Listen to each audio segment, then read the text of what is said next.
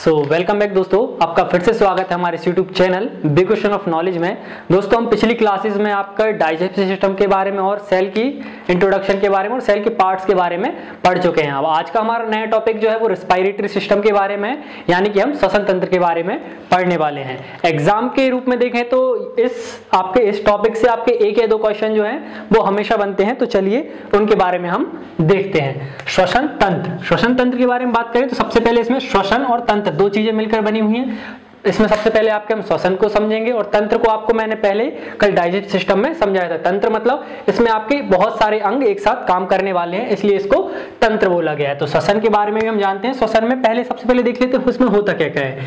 इसमें आपका ऑक्सीजन से रिलेटेड है, क्योंकि बिना ऑक्सीजन के आपका श्वसन कंप्लीट नहीं होगा, इसके लिए आपको इसको बोलेंगे ऑक्सीकरण। इसमें ऑक्सीकरण होता है, इसलिए क्योंकि ये इसमें ऑक्सीजन की रिक्वायरमेंट होती है O2 की, तो इसलिए ऑक्सीकरण की क्रिया होगी। फिर इसके बाद में इसकी आपकी ऊर्जा एनर्जी का वो होता है, प्लस ऊर्जा के बाद में आपकी ऊष्मा निकलती है। इसमें ये आपकी ऊर्जा और ऊष्मा दोनों की इसमें आ जाएगी, क्योंकि इसमें आपकी एनर्जी भी मिलती है और ऊष्मा जो है आपकी बॉडी गर्म रहती है। बॉडी गर्म क्यों रहती है?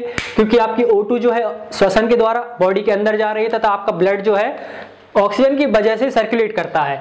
इसीलिए जब भी इंसान जिंदा जब तक रहता है तब तक उसकी बॉडी गर्म रहती है। जैसे ही उस इंसान की डेड हो जाती है, इंसान मर जाता है, तो उसकी बॉडी में जो है आपका खून वो है चलना बंद कर देता है, तो वो आपका खून ठंडा हो जाता है, यानी कि आपकी बॉडी ठंडी पड़ जाती है। तो जब तक आप जिंदा है तब तक आपकी बॉडी को ऊष्मा मिलती रहेगी। इसके बाद में आपकी जो है ये क्रिया आपकी अपचाई होती है, अपचाई क्रिया होती है, क्योंकि इसमें आपकी एनर्जी है, जो एनर्जी और ऊर्जा जो है इसमें आपके हमेशा परमानेंटली निकलती रहती है। इसको क्या बोल देंगे?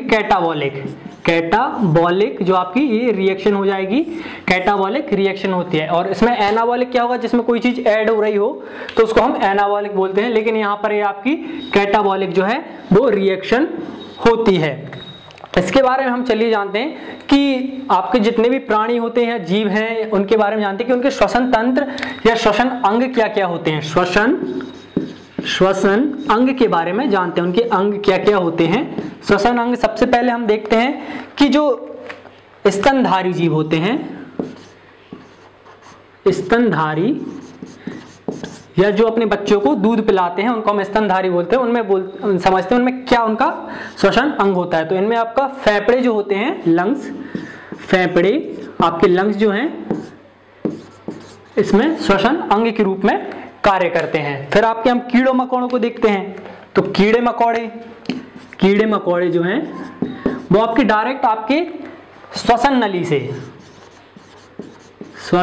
नली से जो है आपके जो यहाँ पे जो श्वसन नली होती है ना, जो गले के यहाँ पे, इससे ही डायरेक्ट आपका श्वसन कर लेते हैं। फिर इसके बाद में हम देखते हैं आपके जलीय जीवों के लिए, जलीय जो जीव होते हैं आपके वो किससे करते हैं श्वसन? उनमें कौन सा श्वसन अंग होता है? तो उनमें होते हैं गिल्स या गलफड़े। जो यहाँ पर मछली की आपने देखा होगा वो ऐसे ऐसे करते रहती है, उसी से वो गिल्स, उनको गिल्स बोलते हैं। तो गिल्स से सांस लेती है। उसके बाद हम एक और सबसे ढीठ प्राणी है, उसको बोलेंगे मेंढक। ये बिल्कुल गिरगिट की तरह कार्य करता है, ये अपने रंग बदलता है, यानी कि ये अपने जीवन में 3 प्रकार से सांस लेता है भाई। 3 प्रकार से कैसे? एक सबसे पहले जब ये बच्चा होता है, छोटा बच्चा होता है, तब ये कैसा होता है? मछली के समान होता है। तो मछली के समय पर ये कैसे गिल्स से सांस लेता है। किससे? गिल्स से सांस लेगा, क्योंकि मछली के आकार का होता है और मछली के समान दिखता है, तो गिल्स से सांस लेता है। जैसे ये बड़ा हो जाता है तो भाई फिर ये अपने 2 तरीके से सांस लेने लगता है। एक कैसे? जब तक ये भूमि पर रहता है, यानी जमीन पर चलता है, तो किससे सांस लेगा? फेफड़े से सांस लेगा, फेफड़ों से सांस लेगा। फिर उसके बाद जैसे ये जमीन के अंदर भी घुस जाता है कि भाई हम जमीन के अंदर चले गए, तो फिर ये एक और चीज से सांस लेने लगेगा, त्वचा से अपनी। तो भाई ये 3 तरीके से आपकी सांस ले सकता है। कौन ले सकता है? मेंढक। पहली तरीके से कौन से? जब ये छोटा होता है तो मछली के समान रहता है, तो गिल्स से सांस लेगा। जब आपका भूमि पे चल रहा हो या जमीन पे चल रहा है तब वो आपके फेफड़ों से सांस लेगा। और अगर ये जमीन के अंदर घुस गया तो ये किससे? तो अपनी त्वचा से सांस ले सकता है। यानी कि श्वसन अंग हमने देख लिए। स्तनधारी में कौन से होंगे? फेफड़े, लंग्स। कीड़े मकोड़ों में जो है श्वसन नली से वो डायरेक्ट सांस ले लेते हैं। जलीय जीव आपके गिल से सांस लेंगे और मेंढक 3 तरीके से सांस ले लेते हैं। चलिए इसके बाद हम जानते हैं आपका श्वसन या ब्रीदिंग क्या होती है। जो क्वेश्चन जो है यहाँ से बनता है तो हम उसके बारे में जानते हैं कि आपकी ब्रीदिंग क्या होगी। दोस्तों ब्रीदिंग के बारे में समझते हैं। तो ब्रीदिंग जो है आपकी 2 चीजों से मिलकर बनी होती है। पहला आपकी ऑक्सीजन जो आप लेते हो अंदर, और उसके बाद जो ऑक्सीजन को आप बाहर, मतलब कार्बन डाइऑक्साइड को आप जो बाहर छोड़ते हो। तो निश्वसन, निश्वसन और निःश्वसन, निःश्वसन। दोस्तों ये बहुत कंफ्यूजिंग वर्ड्स हैं हिंदी के लिए, हिंदी वालों के लिए, जो हिंदी मीडियम से उनके लिए बहुत कंफ्यूजिंग वर्ड है, क्योंकि यहाँ पर निःश्वसन है और यहाँ पर निःश्वसन है। इसमें बस 2 बिंदी लग चुकी हैं, इससे कंफ्यूज नहीं होना है। ये आपकी ब्रीदिंग हो जाएगी। ये क्या हुई आपकी ब्रीदिंग? ब्रीदिंग, इसको ब्रीदिंग सिस्टम बोलते हैं। ये आपका निःश्वसन और निःश्वसन हो गया आपका। इसके बाद में इसको हम इंग्लिश में देखें तो आपका इंस्पायरेशन, इंस्पायरेशन, और ये आपका एक्सपायरेशन, ये आपका एक्सपायरेशन। इंस्पायरेशन मतलब आप जो ऑक्सीजन को आप अंदर ले रहे हैं, यानी कि ऑक्सीजन को आप अंदर ले रहे हैं और इसमें CO2 के लिए आप बाहर छोड़ रहे हैं। तो ये हिंदी वालों के लिए थोड़ा सा कंफ्यूजिंग वर्ड है, निःश्वसन और निःश्वसन में, इसमें आपको कंफ्यूज नहीं होना है। इसके बाद एक और चीज देखते हैं कि आप जो निःश्वसन यानी कि आप जितनी भी वायु, जो गैस आप अंदर ले रहे हैं, उसमें आप कौन कौन सी गैस लेते हो और कितनी गैस लेते हो। तो सबसे पहले तो आप वही गैस लोगे जो आपके वातावरण में, एनवायरनमेंट में अवेलेबल है, और जितनी क्वांटिटी में है वही आप लोगे। CO2, ये चीजें आपकी एनवायरनमेंट में अवेलेबल, ये गैस जो है आपको एनवायरनमेंट में मिलती हैं। सबसे पहले N2 यानी नाइट्रोजन आप कितनी लोगे? नाइट्रोजन उतनी ही लोगे जितनी आपकी इसमें अवेलेबल रहेगी, वायुमंडल में जितनी अवेलेबल है उतनी आप लोगे। 21% जो है आप ऑक्सीजन लेते हो, 0.03% जो है आप CO2 लेते हो, क्योंकि वातावरण में आपके इतनी क्वांटिटी में, इतने ही रेशियो में जो है आपकी गैसेस अवेलेबल हैं। अब इसके बाद हम देखते हैं आप जो निःश्वसन करते हो, आप जो आप गैस छोड़ते हो, उसमें आप कितनी ऑक्सीजन या कितनी नाइट्रोजन आप बाहर करते हो। यही आपका थोड़ा सा खेल हो जाता है, इसी को आपको समझना है। इसमें आप देखिए कि आप नाइट्रोजन, ऑक्सीजन और कार्बन डाइऑक्साइड के बारे में हम जो बात कर रहे हैं, आप नाइट्रोजन जो है आप कितनी छोड़ते हो? आप 1 भी % आप अंदर नहीं रखते, यानी कि 78 की 78%। बस ऑक्सीजन जो है आप यहाँ पर 4% कम कर देते हो, यानी कि 17% आप बाहर छोड़ते हो, और यहाँ पर 4% जो है आप CO2 कार्बन डाइऑक्साइड इसको बाहर छोड़ते हो। ये आप ये चीज समझ गए होंगे। वैसे यहाँ पर 4.6% होता है इसका रेशियो, बट आप लोग 4 भी याद रख सकते हो। इसके बाद में हम अगली चीज समझते हैं। अगली चीज के बारे में जानते हैं कि आपके श्वसन जो है अंग क्या क्या काम करते हैं आपके ह्यूमन में या मैमल्स में, स्तनधारियों में, उनके बारे में हम समझते हैं। आपके श्वसन अंग कौन कौन से होते हैं? कि श्वसन अंग, श्वसन अंग जो है वो क्या क्या होते हैं? श्वसन अंग, इसमें सबसे पहला आपका होगा नासा छिद्र। जो आपके नासा छिद्र होते हैं, ये आपका फर्स्ट होगा आपका अंग। दूसरा इसकी होती है नासा कपाट, नासा कपाट। जो यहाँ पे आपकी हड्डी होती है, इसको बोलते हैं, आपको जोर से मारेंगे तो आपको चोट लग जाएगी, इसको बोलते हैं नासा कपाट। जब किसी से लड़ाई हो तो सबसे पहले उसके इधर नाक में मार दो तो बस नासा कपाट फूट जाएगा, तो उसको बस भैया बहुत ज्यादा प्रॉब्लम हो जाएगी। वैसे मारना नहीं है किसी को। हाँ, तो नासा कपाट के बारे में हम समझ रहे थे। फिर इसके बाद में आपका आता है फेरिंग्स, फिर आपका आता है फेरिंग्स। फेरिंग्स आता है। इसके बाद में आपकी, इसको बोलते हैं ग्रासनी। एक चीज याद रखनी, ग्रासनी और ग्रास नली में आपको अंतर होता है। फिर इसके बाद में आता है आपका लैरिंग्स आता है आपका, यानी आपका स्वर तंत्र। फिर इसके बाद में आपका जो है ये ट्रैकिया आता है। इसके बाद में आपका ट्रैकिया आ जाएगा, ट्रैकिया आ गया। फिर इसके बाद में आपका आता है ब्रोंकाई, फिर इसके बाद में आता है आपके ब्रोंकाइलिस,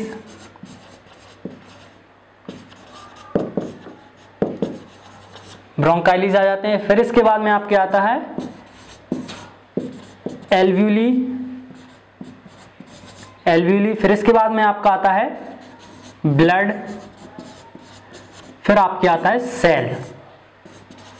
इनके बारे में हम समझ रहे हैं अभी क्या क्या आता है। तो सबसे पहले हम जानते हैं नासा छिद्र। आपका श्वसन जो है आपके नासा छिद्र से स्टार्ट होता है, फिर उसके बाद नासा कपाट में जाता है। फेरिंक्स क्या होता है, ये आपका अंदर का भाग। फिर इसके नीचे ये होता है आपका श्वसन तंत्र। यहाँ पे अगर आप दबा देंगे तो आपकी आवाज नहीं निकलेगी, वैसे किसी को दबाना मत, नहीं तो आवाज ना निकले उसकी हमेशा के लिए ही, ठीक है। फिर उसके बाद में आपका जो है यहाँ की जो नली होती है उसको क्या बोलते हैं हम, ट्रैकिया बोलते हैं। यहाँ पे जो नली आपकी दिख रही है डायग्राम में, तो ये हो गई आपकी ट्रैकिया। फिर इसके बाद में ये नली जो है आपके दोनों फेफड़ों में बढ़ जाती है, इसको क्या बोलते हैं, ब्रोंकाई। इसको क्या बोलते हैं, ब्रोंकाई, ब्रोंकाई इसको बोलते हैं। फिर इसके बाद में ये नली जो है इसके बाद भी कई पार्ट्स में डिवाइड हो जाती है, तो इसको हम क्या बोलते हैं, ब्रोंकाइलेस। इसको क्या बोलते हैं, ब्रोंकाइलेस, ब्रोंकाइलेस इसको हम बोलते हैं। फिर इसके बाद में ये इनके ब्रोंकाइलेस के भी ऊपर एक जो है गुच्छे की तरह पे एक आकृति बनी होती है, ये आकृति बनी हुई आपको दिख रही होगी, इसको हम बोलते हैं एल्व्यूली, एल्व्यूली इसको बोलते हैं। फिर इसके बाद में आपका एल्व्यूली के बाद में आपका जो ब्लड है वो काम करता है। ब्लड के बाद में आपकी सेल में जो है आपकी ऑक्सीजन जाती है। सेल में भी कहाँ जाती है, आपके माइटोकॉन्ड्रिया में ऑक्सीजन जाती है। तो इनके बारे में हम जानने वाले हैं। तो दोस्तों ये ट्रैकिया के बाद बता दूं, यहाँ पर ये एक मसल्स के रूप में जुड़ी हुई होती है। ये मसल जो है आपकी ट्रैकिया को संभाल के रखता है, अदरवाइज आपकी ट्रैकिया है जो हड्डी है वो जुड़ जाएगी, अगर नली जुड़ गई तो फिर उसके बाद आप सांस ही नहीं ले पाएंगे, सांस नहीं ले पाएंगे तो आप खत्म हो जाएंगे। फिर इसके बाद श्वसन में सबसे ज्यादा इंपॉर्टेंट रोल कौन प्ले करता है, आपका डायफ्राम, जो आपके फेफड़ों के जस्ट नीचे होता है। ये डायफ्राम जो है सबसे ज्यादा मदद करता है आपके श्वसन लेने में। वो मदद कैसे करता है इसके बारे में जानते हैं। वो मदद ऐसे करता है कि जैसे ही आप फेफड़े आपके सांस तो ले लेते हैं, तो सांस ले ली तो मतलब वो फूल गए, लेकिन वो उनमें इतनी पावर नहीं होती कि वो सांस को बाहर छोड़ दें, यानी कि आपके सांस को बाहर नहीं कर सकते। तो इसके लिए भैया डायफ्राम बना है, वो बोलता है एकदम धक्का देता है तो भाई सिकुड़ जाओ, तो आपके फेफड़े जो है CO2 को बाहर छोड़ देते हैं। अब इनके बारे में हम समझते हैं, लेकिन एक क्वेश्चन यहाँ पे ये बनता है कि भाई डायफ्राम हेल्प कर रहा है, लेकिन फीमेल जो होती हैं गर्भवती हो जाती हैं या उनके पेट में जो बेबी आ जाता है तो फिर डायफ्राम कोई काम ही नहीं कर पाता, क्योंकि उनके तर तक तो बच्चा आ जाता है भाई इतना बड़ा। तो अब उनमें क्या करता है, फीमेल में एक वो रहती है कि जो आपकी रिप्स रहती है ना, वो रिप्स फीमेल में हेल्प करती हैं। अगर आप फीमेल को प्रेगनेंसी में अगर उसकी रिप्स टूट गई तो समझो वो श्वसन कर ही नहीं पाएगी। और उसके बाद में अगर कोई इंसान आपका छत से गिर जाए, उसके कोई हाथ पैर ना टूटे, अगर उसका डायफ्राम टूट गया, क्योंकि डायफ्राम जो है वो आपका मांस से बना हुआ है, इसमें कोई हड्डी तो होती नहीं है, अगर ये डायफ्राम टूट गया तो वो आ करके आई हो जाएगा। फिर तो कई बार होता है कि किसी का हाथ भी ना टूटे, पैर भी ना टूटे, ब्लड भी ना निकले, लेकिन अगर उसका डायफ्राम टूट गया वो सांस ही नहीं ले पाएगा, सांस नहीं ले पाएगा तो वो वैसे ही मर जाएगा। तो इसके बाद में हम समझते हैं कि जो आप खाना खाते हो और आप सांस लेते हो तो एक साथ ये जो आपकी एक ही नली होती है उससे अंदर कैसे जाता है, क्योंकि इसी से आपका खाना जाएगा और इसी से आपका सांस जाती है। तो कभी कभी फेफड़ों में आपके बोना चला जाए। और आपको हिचकियाँ क्यों आती हैं इसके बारे में भी हम अभी बात करने वाले हैं, और हिचकियाँ कैसे आती हैं और कब आपकी हिचकी बंद होती है तो उसके बारे में हम जानते हैं। इसके लिए एक भाई प्राणी होता है हमारे अंदर, एक प्राणी बोल सकते हैं। जैसे आपने ट्रैक्टर देखा होगा, ट्रैक्टर का साइलेंसर देखा होगा, उसके ऊपर एक वो ढक्कन जैसा लगा रहता है, वो ऐसे ऐसे उठता रहता है। तो ऐसे ही एक और हमारे अंदर बॉडी के अंदर एक ऐसे ही मैकेनिज्म काम करता है, उसको क्या बोलते हैं, एपिग्लोटिस। एपिग्लोटिस जो है, एपिग्लोटिस नाम का एक प्राणी है भाई, ये सबसे मेन रोल इंपॉर्टेंट करता है, क्योंकि जो है आपकी ये तो भाई आपकी वो नली हो गई, ये आपकी ये हो गई आपकी भाई फूड पाइप, इसमें आपका खाना जाएगा फूड, और इसमें आपका जाएगा एयर, ये आपकी एयर का पाइप हो गया। अब यहाँ से आप इनटेक करोगे, जैसे कोई भी चीज यहाँ से आप मान के इनटेक कर रहे हैं, अब वो यहाँ भी जा सकती है और यहाँ भी जा सकती है, लेकिन यहाँ पर आपका ये एपिग्लोटिस यहाँ पे पाया जाता है। कहाँ पे, यहाँ पे ये आपका एपिग्लोटिस पाया जाता है। एपिग्लोटिस क्या करता है कि अगर जैसे ही आप खाना लेंगे तो भाई वो इस तरफ का रास्ता बंद कर देगा, यानी एयर वाला, तो आपका खाना डायरेक्ट यहाँ चला जाएगा। और अगर आप जैसे ही एयर ले रहे हैं तो ये इधर बंद कर देता है, तो आपकी एयर जो है वो आपके फेफड़ों में चली जाती है। लेकिन एक चीज यहाँ पे आती है कि इसको कंट्रोल कौन करता है, आप तो कंट्रोल कर नहीं सकते कि नहीं भाई हम खाना खा रहे हैं, एक काम करो तुम एयर वाला रास्ता बंद कर दो और खाने वाला खोल के रखो, फिर उसके बाद कहोगे अरे अब हम सांस ले रहे हैं, एक काम करो खाने वाला बंद करो सांस वाला खोल दो। नहीं, ऐसा नहीं होता। ये जो एपिग्लोटिस आपके ब्रेन से कंट्रोल होता है। कहां से कंट्रोल होता है? ब्रेन से। एपिग्लोटिस को कंट्रोल कौन करता है? आपका ब्रेन करता है। भाई उसको 1 सेकंड में पता चल जाता है कि आपने खाना खाया है कि सांस ली है, तो इसीलिए इसको कौन कंट्रोल करेगा? ब्रेन। लेकिन अब आपको हिचकियां क्यों आती हैं? अगर आप खाना खाते टाइम किसी से बात करने लगे या किसी को याद कर लें, किसी ख्यालों में खो गए, मान के चलो कुछ हो गया था आज, उसके बारे में सोचने लगे, तो भाई ब्रेन आपका कहाँ काम करने लगा? भाई उसकी यादों में खो गया है। तो अब एपिग्लोटिस को क्या नोटिस, मतलब उसको पता ही नहीं चलेगा कि भाई खाना आने वाला है कि एयर आ रही है। अब वो कंफ्यूज हो गया, वो ब्रेन से पूछ रहे भाई बता जल्दी मैं किस तरफ जाऊं, इस तरफ बंद हूं या इस तरफ का रास्ता बंद करूं। तो भाई ब्रेन तो बता ही नहीं पा रहा क्योंकि वो आपके दूसरे ख्यालों में खोया हुआ है। तो उसके लिए भाई अगर मान के चलो आपने खाना ले लिया, अब वो गलती से एपिग्लोटिस ने फूड वाला पाइप बंद कर दिया और खाना जैसे ही आपका एयर वाले रास्ते में आया और फेफड़े ने देखा कि अरे भाई ये क्या आ रहा है, ये तो खाना आ रहा है मेरे अंदर भाई, तो फेफड़े क्या बोलते हैं? फिर उसको डायफ्राम को सब चीज से बोलते हैं भाई इसको बाहर करो, अगर ये अंदर आ गए तो बहुत दिक्कत हो जाएगी। तो वो एकदम से झटका लगाते हैं कि बाहर के लिए। तो बाहर जैसे ही झटका लगाएंगे तो आपको एकदम से ऐसे हिचकियां आने लगती हैं। अब हिचकियां आएंगी तो जब तक वो एक एक दाना बाहर ना कर दे एयर पाइप से, तब तक आपको हिचकियां आती रहती हैं। अगर गलती से मान के चलिए पानी आ गया और बहुत तेज अंदर तक आ गया तो एकदम इतना तेज आपको धक्का लगाएंगे कि आपके नाक से भी जो है खाना बाहर आ जाता है। कभी कभी ऐसा आपने देखा होगा कि कोई खाना खा रहा हो, किसी से बात कर रहा है, एकदम से उसको हिचकी आने लगी और खाना जो है उसके नाक से बाहर आ गया। वो क्यों होता है? क्योंकि डायफ्राम से लेके सभी चीज जो है वो एकदम से धक्का लगाती हैं, अरे अरे अरे बाहर इसको करो, बाहर करो साले को। तो उसमें क्या होता है कि आपकी खाना जो है बाहर चला जाता है और आपको हिचकी आने लगती है। फिर इसके लिए आप पानी वगैरह भी पी लेते हो जब तक जाकर आपका खाना जो है फूड पाइप में ना चला जाए और एपिग्लोटिस जो है आपके एयर के पाइप को बंद ना कर दे, तब तक आपकी हिचकियां बंद नहीं होती। और इसीलिए आपको सब लोग बोलते हैं कि भाई खाना खाते टाइम किसी से बात मत करो, चुपचाप बैठ के खाना खाओ। तो यही इसका मेन मकसद होता है। इसके बाद हम जानते हैं कि आपके एल्वोली में आपकी प्रोसेस क्या होती है। जो एल्वोली है आपके लंग्स के दर पे एल्वोली है। सबसे पहले थोड़ा सा एक और बात बता दूं मैं आपको, जो ये हमारी फेफड़ों की डबल मेम्ब्रेन होती है, इसको हम क्या बोलते हैं? प्लूरा मेम्ब्रेन इसको हम बोलते हैं कि ये डबल मेम्ब्रेन होती है। जो आपके फेफड़े हैं इसमें डबल मेम्ब्रेन होती है, इसको क्या बोलते हैं? Pleura membrane. इसके बाद में आपके एल्वोली में आप देखते हैं कि क्या प्रोसेस होती है, ब्लड इसको कैसे ले जाता है और उसमें क्या क्या मैकेनिज्म चलता है। तो एल्वोली में हम देख रहे हैं एल्वोली में क्या होगा? एल्वोली में जैसे ही आपकी O2 आएगी, ऑक्सीजन आएगी, यानी कि O2 आई आपकी यहाँ पे, क्या आई? O2। अब हम तो क्या है भाई, हमारा खून कैसा होता है? लाल होता है। लाल रक्त में क्या पाया जाता है? आपका हीमोग्लोबिन। अब भाई हीमोग्लोबिन बहुत बड़ा आशिक है, उसको हम आगे बताएंगे आशिक कैसे है। तो भाई यहाँ पे हीमोग्लोबिन है, हीमोग्लोबिन क्या करेगा? तो जैसे ही ऑक्सीजन आई उसने तुरंत हीमोग्लोबिन ने ऑक्सीजन को पकड़ लिया कि चल भाई मैंने पकड़ लिया, और इधर से आपका जो है ब्लड आपका चलना शुरू करता है। वो आपके एक एक बॉडी पार्ट में जाएगा, एक एक सेल में जो है आपके ऑक्सीजन को लेके जाएगा। हीमोग्लोबिन कहाँ ले जाएगा? आपकी सेल में भी कहाँ लेके जाएगा? माइटोकॉन्ड्रिया में, क्योंकि आपका सेल का जो है वो श्वसन तंत्र किसको बोला जाता है? माइटोकॉन्ड्रिया को, क्योंकि सेल में आपका श्वसन कौन करेगा? माइटोकॉन्ड्रिया करेगी। इसलिए एक बात यहाँ पे एक चीज और निकल के आती है कि आपका जो बाहरी और आंतरिक ऑक्सीजन सेल के अंदर जो आपका श्वसन होता है उसको क्या बोलते हैं? आंतरिक श्वसन एक बात याद रखेंगे।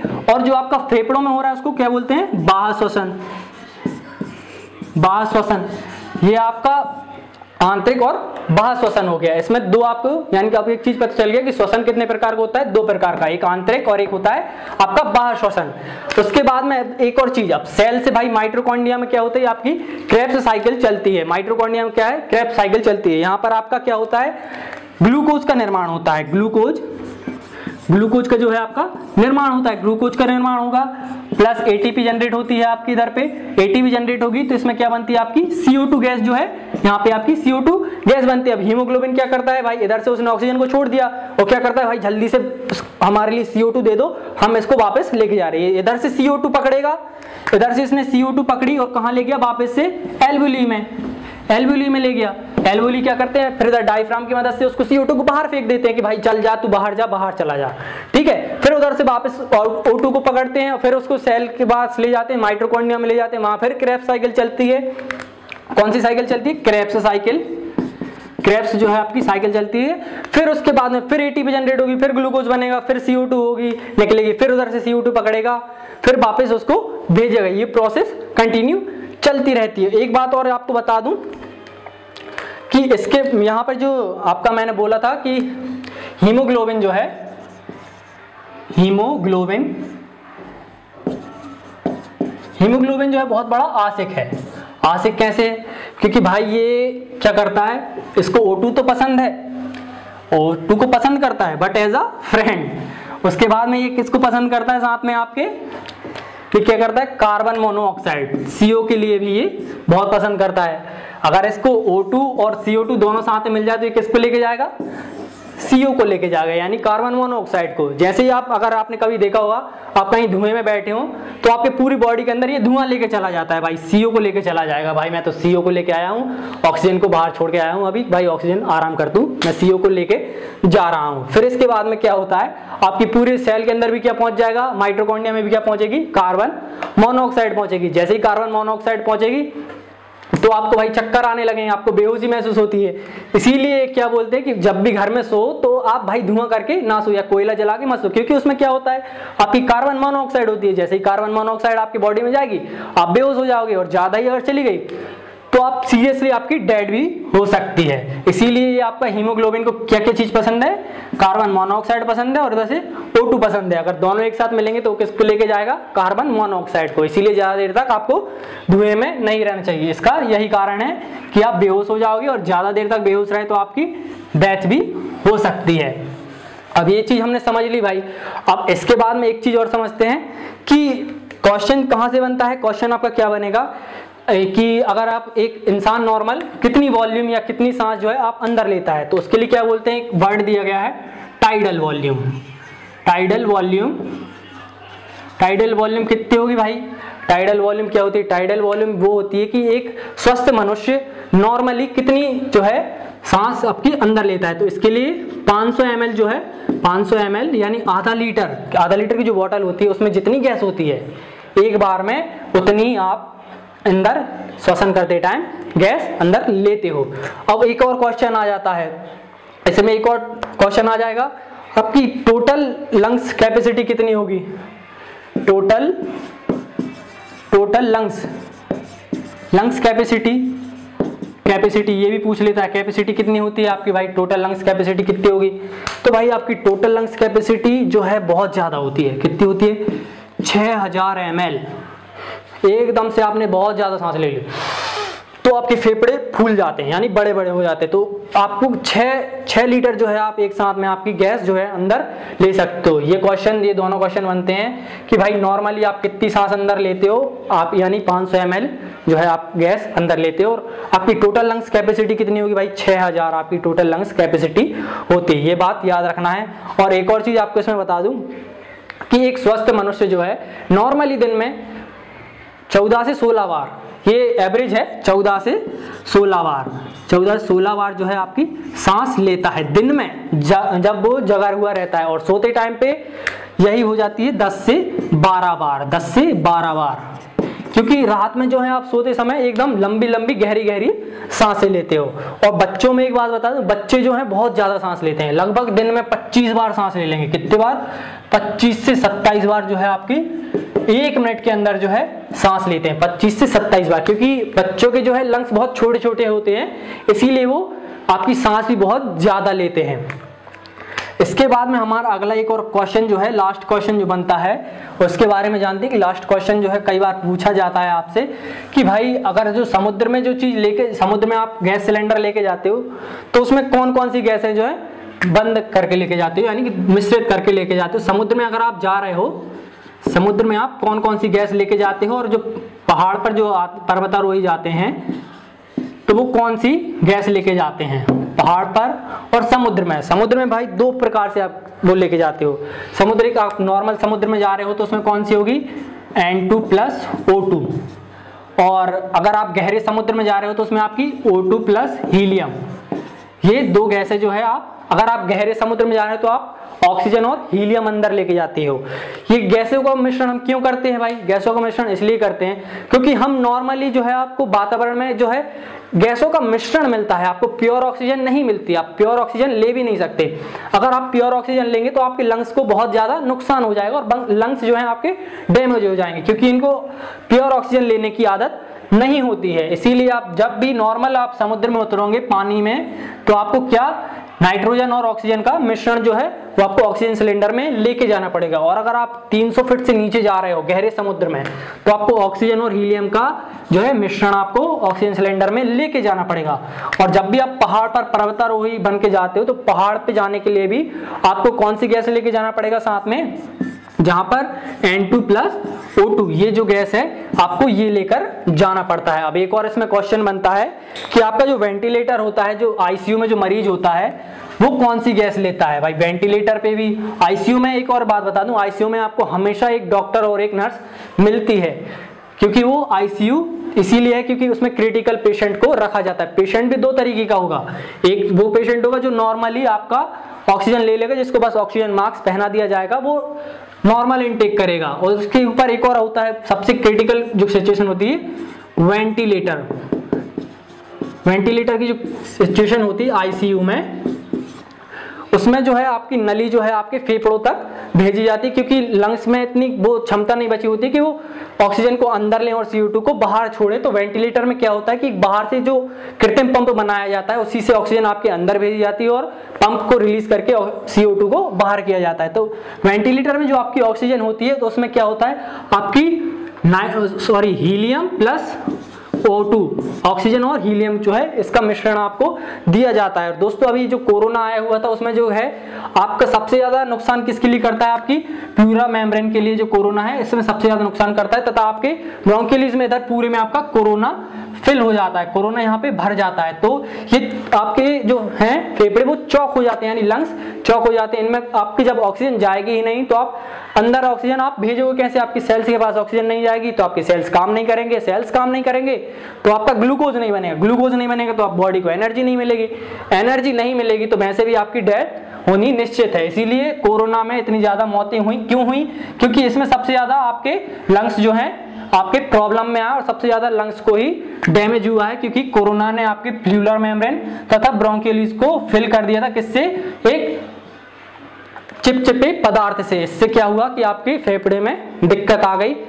और दोस्तों एक चीज आपको बता दूं कि इस श्वसन तंत्र में जो आपको मैंने टॉपिक पढ़ाया इसमें से लगभग 2 क्वेश्चन पक्के हैं, जो आपके 2 प्रश्न जो हैं पक्के हैं। कोई सा भी आप एग्जाम दोगे 1 से लेकर 2 क्वेश्चन आपको देखने को मिलेंगे ही, तो इसको आप ध्यान से पढ़ें। और इसमें जो भी क्वेश्चन बनने वाले थे मैंने आपको बता दिए हैं। अगर इससे रिलेटेड आपको और भी अगर कोई ऐसी डाउट लग रहा है कि आप मैंने ये क्वेश्चन नहीं बताया तो आप मुझे नीचे कमेंट बॉक्स में बता सकते हैं। और आपको कुछ भी अगर दिक्कत है तो आप नीचे कमेंट बॉक्स में पूछ सकते हैं। अगर दोस्तों वीडियो पसंद आई तो वीडियो को लाइक भी करें, साथ में चैनल को सब्सक्राइब भी करें।